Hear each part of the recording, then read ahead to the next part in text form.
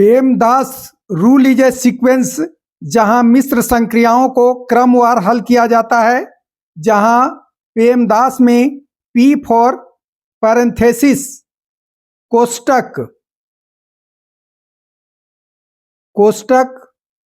ये 3 तरह का होता है। बड़ा कोष्टक, मझोला कोष्टक, छोटा कोष्टक बंद, मझोला कोष्टक बंद, बड़ा कोष्टक बंद। E फॉर एक्सपोनेंट घातांक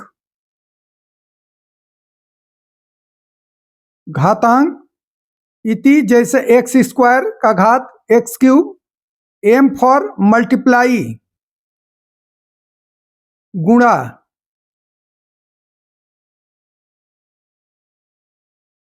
D फॉर डिवीजन, इसको बोलते हैं भाग। A फॉर एडिशन जोड़।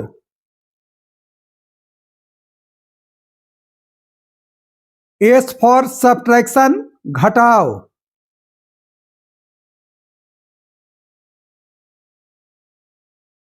इसी क्रम में पेमदास संबंधित प्रश्नों को हल करते हैं।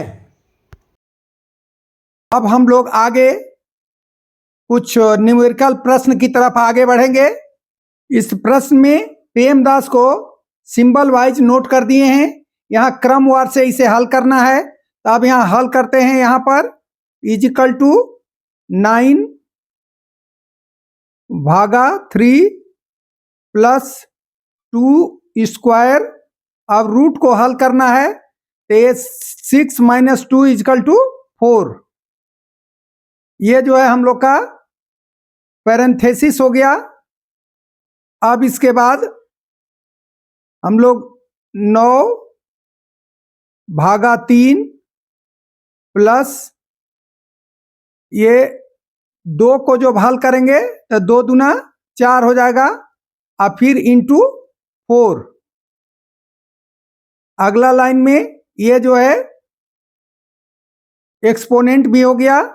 अब इसके बाद मल्टीप्लाई में हम लोग आगे बढ़ेंगे तो 9 भागा 3 प्लस 4 × 4 16 इजिकल टू। अब यहां पर हम लोग 9 भागा 3 तो 3 का 9 में भाग देंगे तो ये 3 आ जाएगा, आप प्लस 16। तो ये जो है डिवीजन हो गया, ये मल्टीप्लाई स्किप कर गया। और यहाँ अब एडिशन हो जाएगा। एडिशन में 16 + 3 19, ये आंसर हुआ।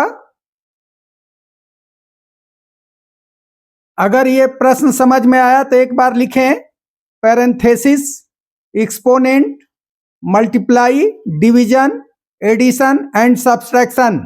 अब थोड़ा कठिन प्रश्नों के तरफ आगे बढ़ते हैं। ये क्वेश्चन नंबर 2 है। 2 को भी हल करेंगे पेमदास के रूल के आधार पर। तो यहाँ पर अब हम लोग ये उसको हल कर रहे हैं। तो ये पहले क्या होगा, पैरेंथेसिस ब्रैकेट को पहले हल करेंगे।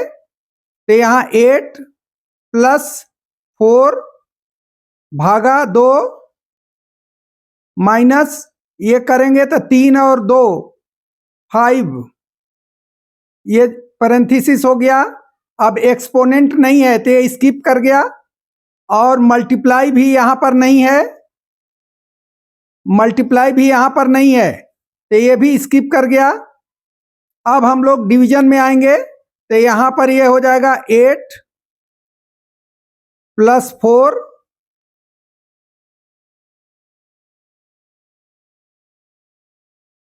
डिवाइड 2,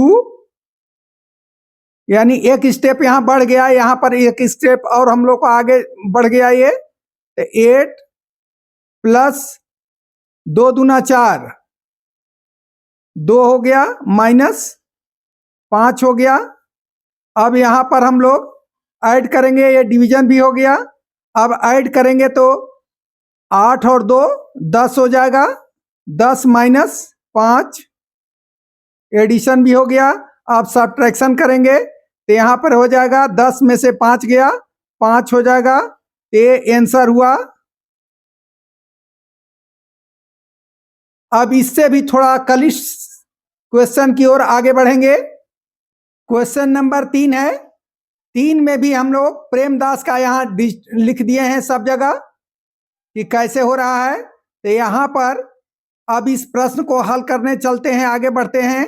तो 5 + 10 भागा 5